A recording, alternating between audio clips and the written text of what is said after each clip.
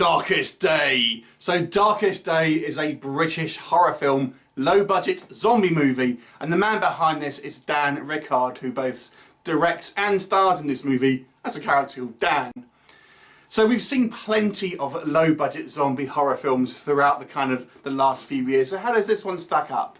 Well, basically the plot here is our kind of central character Dan, who's played by Dan Rickard, essentially wakes up on a beach with no memory, and he hasn't got a clue what's going on, and it turns out that basically there's been some kind of virus infection which turns people into zombie-like creatures, essentially, kind of on the vein of the sort of 28 Days Later series.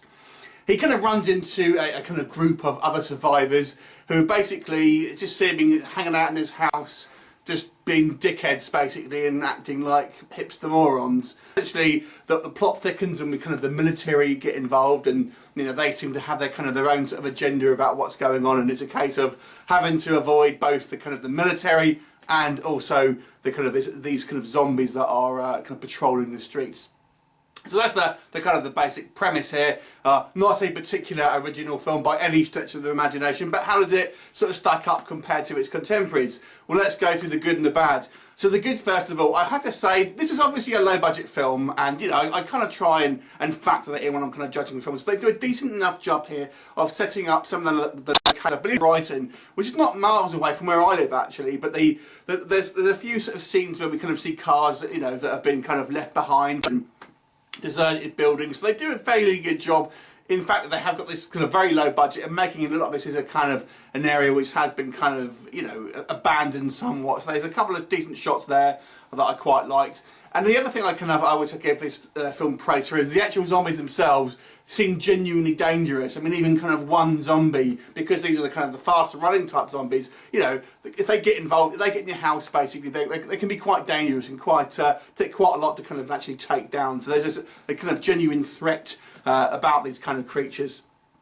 However, on the negative side, the whole feel of this film is extremely amateurish.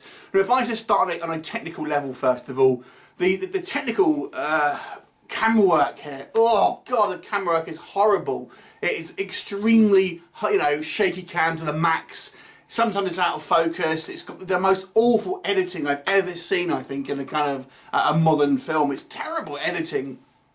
So just the whole the actual camera work and the way it's been put together is very bad. This is a badly put together film, and I'm sorry, you don't need a massive budget to be able to do that, unfortunately. You can still shoot and still edit on a relatively low budget, so that, I can't really defend that in any kind of way. The acting here is also pretty horrible. I'm assuming none of these people are professional, not at this point anyway, professional actors.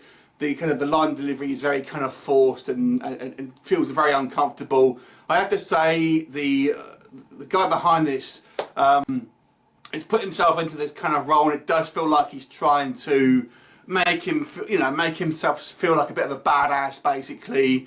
Getting the hot chicks and all that kind of stuff. So I do feel it was somewhat driven by ego, to be quite honest. So unfortunately, we're watching this this gentleman's display of ruffling his peacock feathers, so to speak. So it doesn't make for a particularly good viewing pleasure for a horror film, I have to say.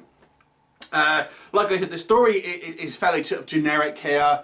The action is sporadic. There seems to be quite of just time wasted on watching these characters, none of really particularly likeable.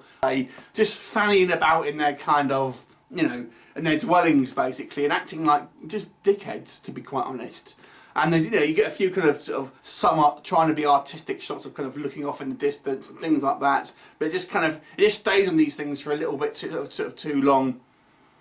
I have to say there are splatterings of some good ideas here. Like I said, like the locales and some of the establishing shots of the scenery and the the military helicopters that are going past, look fairly good. But for the most part, this film, it's just not an interesting film to watch, and it just comes across as a bit of a missed opportunity. And it could have been tightened up in areas where I feel the budget wouldn't have to have been too much of a factor. A little bit more story, a little bit more character development, not quite as focused on this kind of vanity of this one guy, and also the kind of the technical side of stuff, it makes it for a fairly unpleasant viewing experience, and not in a particularly sort of oh, I can't look at this because it's so gory or whatever. It's just poorly constructed.